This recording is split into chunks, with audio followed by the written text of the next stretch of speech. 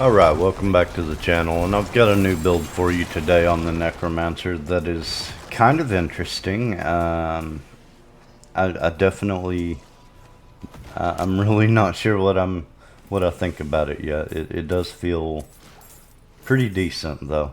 So basically what I'm doing is I'm running a minion build with the shadow damage corpse explosion.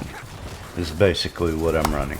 That's the only damage I have on this build for my personal damage. Which, yeah, I mean, I don't really know that I like the feel of that all that much. But let's talk about the strong points of this build first. And that is that I'm using Blood Mist to trigger corpse explosion in a lot of cases, and running the aspect that reduces the cooldown for Blood Mist for every corpse that I explode while I'm in Blood Mist. So that's helping my cooldown reduction as well as Decrepify. So in a lot of cases I'm able to have complete uptime on my Blood Mist once I get in a pretty good fight. It does require me to have quite a few corpses on the ground before I use it, but being able to stay in Blood Mist and do damage while you're in Blood Mist does feel really good, and it makes it to where I have less trouble surviving.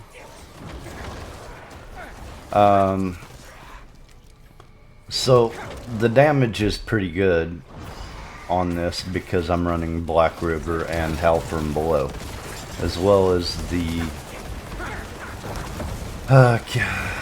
legendary aspect that increases all of your damage after Shadow Blight has done damage to 10 enemies. So that ramps up the damage pretty good. This is the first shadow damage build I have gotten to actually work and feel like it's doing a decent amount of damage with a summoner build. So for the downsides of this build, it's kind of bad for targeting the damage resistance aura minion, the mobs that you need to kill. Or specifically elites. You're not going to be able to target certain monsters in a big pack. That's one of the worst problems with this build. Okay, so the other downside of this build is you don't have any crit damage at all. So no crit damage from your shadow damage over time. That's one of the worst problems with this build as well, just because it feels like it's nerfing the damage potential quite a bit. Now, I do not have optimized gear for this build at all. In fact, I have the minimum roll on probably the most important piece for this build, which is the Shadow Blight key passive, doing damage, and then it increases your damage by 1%. I think the minimum roll was 75%, and that's what I happen to have. That was the only one of those aspects I had been able to find to try this build out. But all in all, I mean, the build does feel pretty good. And this is the first time I've gotten a shadow build to do decent damage, so there's that. So I don't know, I don't think it's for me. Alright, let's go over the build for this. So in our skill tree, I've got a couple points in the basic skills that I'm not using. Then on the next level, 1 point in unliving energy for maximum essence, and 3 points in hued flesh. This is just to get me past this tier because I'm not running any of the core skills. So then we're going down and we have 1 point in Blood Mist, Enhanced Blood Mist, Dreadful Blood Mist. I have 5 points in Corpse Explosion, Enhanced Corpse Explosion, and Blighted Corpse Explosion to turn it into darkness. 3 skills in Skeletal Warrior Mastery, 3 in Grim Harvest, 3 in Fueled by Death, 3 in Death's Embrace because of the way we're playing this build, 3 points in Amplify Damage, 1 point in Decrepify, 1 point in Enhanced Decrepify, and 1 point in Abhorrent Decrepify. We also have 3 in Skeletal Mage Mastery. Moving on down, we've got 3 in Necrotic Carapace, 1 in Reaper's Pursuit, and 3 in Gloom. Then moving on down to the next tier again, I've got Army of the Dead, Prime Army of the Dead, and Supreme Army of the Dead. 3 out of 3 Inspiring Leader, 3 out of 3 Hellbent Commander, 1 out of 3 Death's Defense, and 3 out of 3 Bonded in Essence.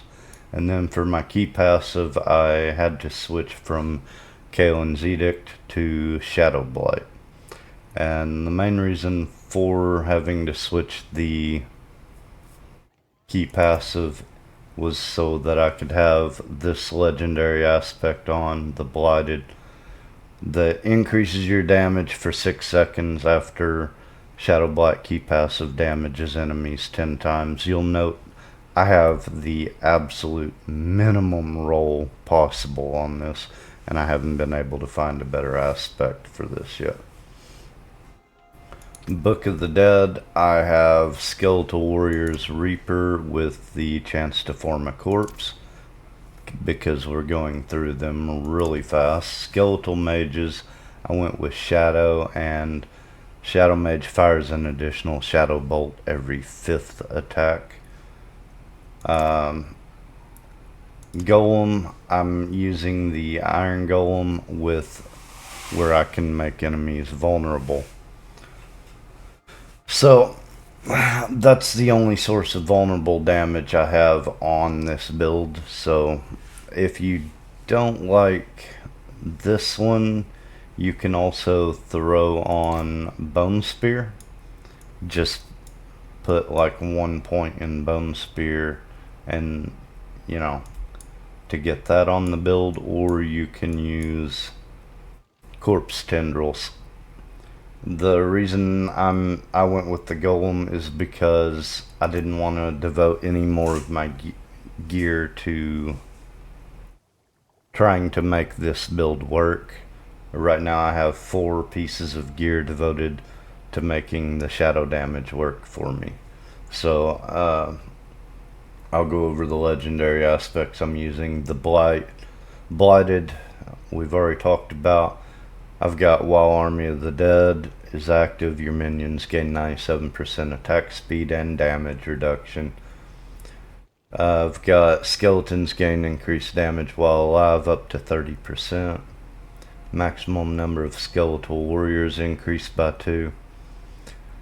On my headpiece I have Blood Mist triggers Corpse Explosion, and when Blood Mist detonates a corpse, its cooldown is reduced by 0.5 seconds, so as long as I have a lot of corpses on the ground, it will knock the cooldown for Blood Mist down considerably.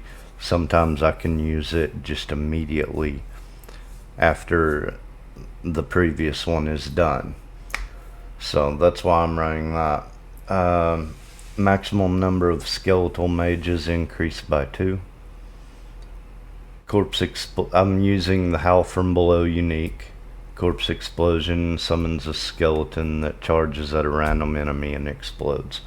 It also increases Corpse Explosion's damage by 38% on my piece. It's 30 to 40%. I've got Consuming a Corpse has a 20 to 30% chance to spawn a blood orb. I've got that on my pants. And Becoming injured while crowd control grants you unstoppable for 4 seconds on my boots.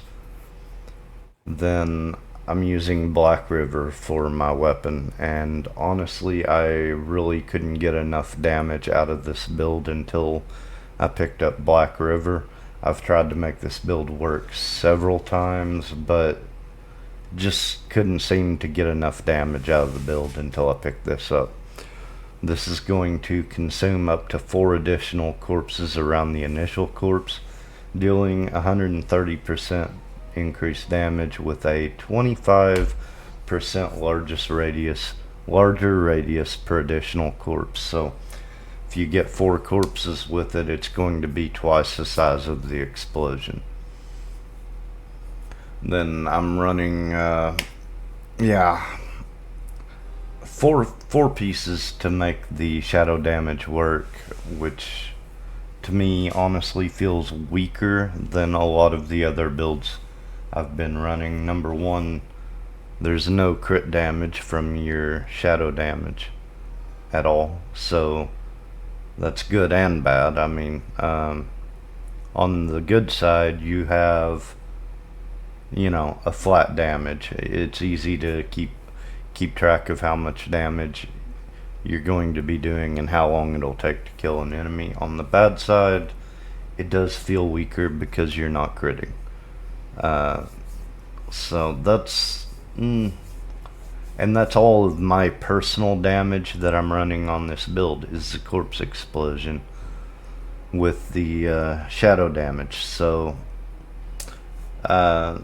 I'm not critting, but I am increasing my damage by 75% when the Shadow Blight key passive damages enemies for 10 times.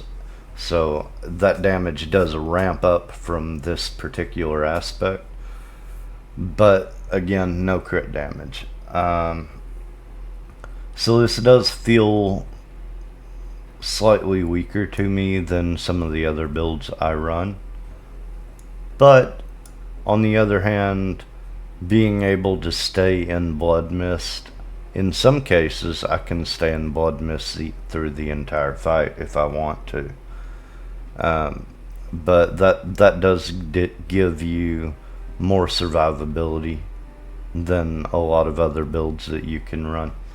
So that's all I've got for you on this build, so let me know what you think about it. Leave me a like, comment, subscribe, all that fun jazz, and I'll see you in the next one.